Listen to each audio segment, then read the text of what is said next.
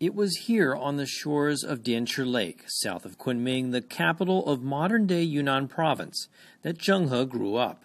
Zheng He's 7 voyages took him across South Asia, the Middle East, and even to the east coast of Africa. Zheng He researcher Xu Keming is the curator of a memorial in the Chinese admiral's hometown.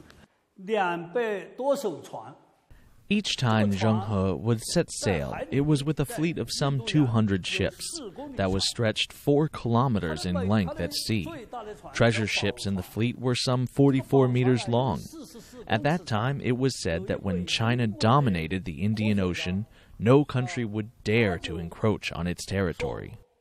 That position of prominence did not last long, as China turned inward after Zheng He's death.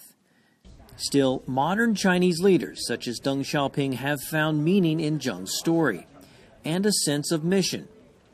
Deng spearheaded China's economic opening in the 1980s.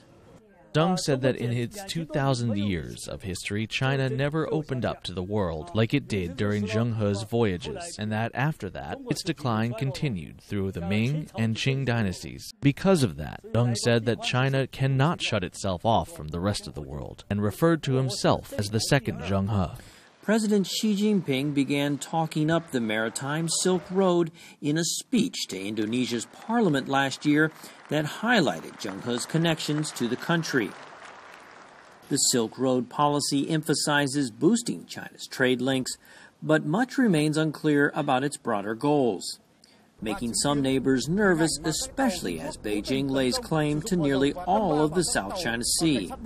Economist Jia Jingjing says the Maritime Silk Road strategy aims to build on historic trade links to expand the influence of China's finance centers and speed broader adoption of its currency.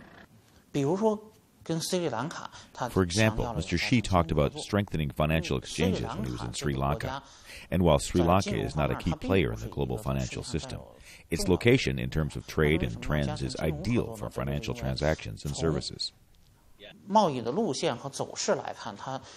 Sri Lanka, Mr. Xi attended a groundbreaking ceremony for a new $1.4 billion port that is being built with Chinese funds. The stop was also a boon to the Zheng He story, as Mr. Xi received a rubbing of a stone slab that documents the sailor's travels.